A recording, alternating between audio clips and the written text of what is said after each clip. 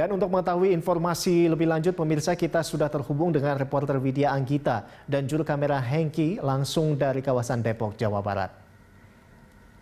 Ya, Widya, dari pantauan Anda seperti apa penerapan PSBB di Depok dan apa yang membuat angka kasus corona ini tetap bertumbuh di sana sekalipun memang sudah diterapkan PSBB?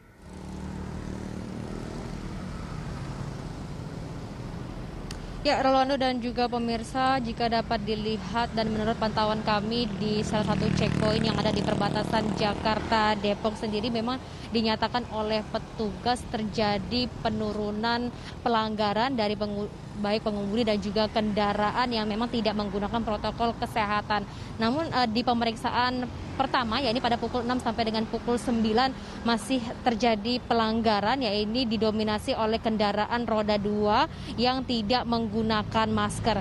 Dan namun memang dinyatakan oleh petugas terjadi penurunan jumlah pelanggaran kendaraan sendiri. Di sisi lainnya adalah justru adanya kenaikan volume kendaraan, yakni sebesar 9 sampai dengan 10% dari PSBB yang diterapkan di tahap pertama. Dan menurut dari lembaga kajian publik sendiri menyatakan bahwasanya kelemahan dari PSBB Depok ini memang harus adalah masih terjadinya tren positif COVID-19. Dan jika dibandingkan pada saat 6 hari pertama diterapkannya PSBB tahap 1, ini masih terjadi kasus COVID-19 yaitu sebesar 9,67 orang per harinya.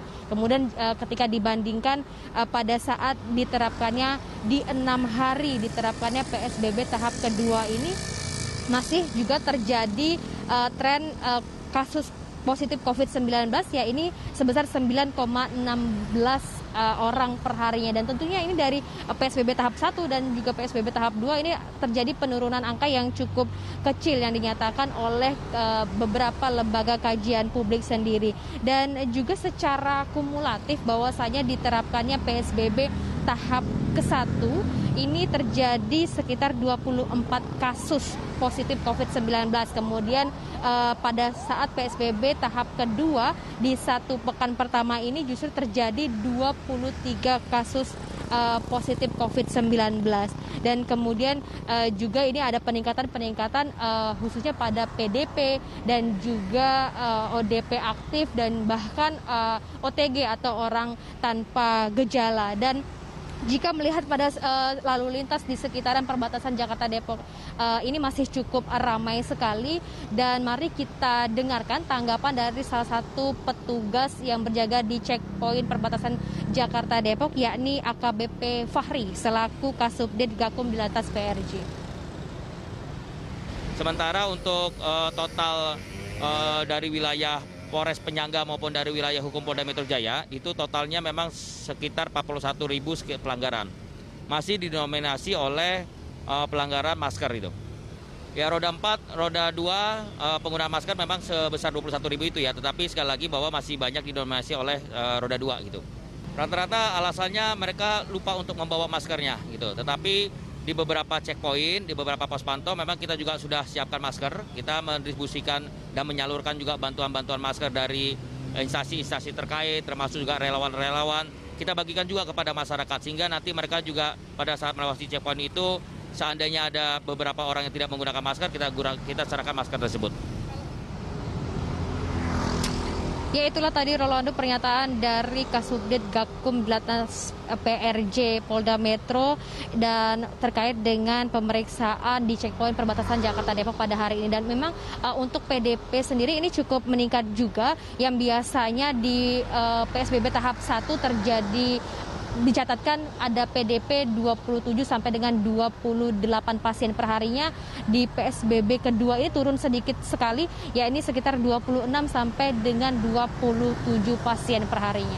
Rolando. Ya, Widya, tadi dari laporan Anda masih banyak juga warga Depok yang melanggar ya aturan PSBB. Lalu bagaimana dengan langkah dari pemerintah dalam menekan laju penyebaran COVID-19 ini di sana, Widya?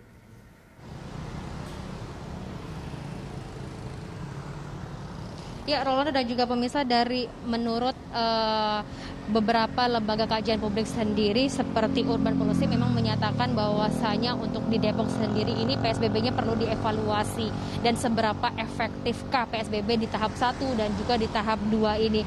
Dan tentunya juga harus ada ketegasan dari Pemda Depok dan juga tentunya ini harus ada sinergitas kebijakan juga kepada pemerintah pusat karena memang dinyatakan oleh beberapa lembaga kebijakan publik sendiri ini akan berakibat pada tren positif COVID-19 yang angkanya stagnan saja bahkan tidak menurun, dan disimpulkan juga oleh lembaga kajian publik yang menggunakan simulasi eksponensial untuk mengetahui seberapa efektifnya PSBB tahap 1 dan tahap 2 Kota Depok ini memang dinilai sangat lemah seperti itu karena nanti rencananya dari petugas sendiri dan juga pemerintah ini akan memperketat penjagaan di checkpoint selama 24 jam.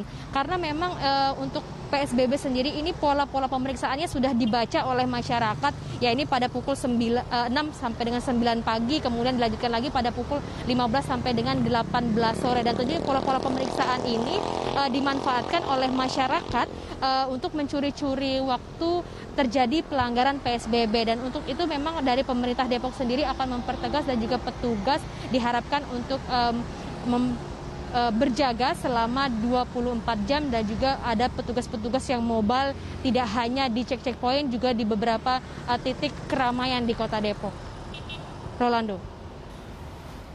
Baik, terima kasih Widya atas laporan Anda dan selamat bertugas kembali. Tetap jaga kesehatan di sana. Dan pemirsa, demikian tadi reporter Widya Anggita dan juru kamera Hengki melaporkan langsung dari kawasan Depok, Jawa Barat.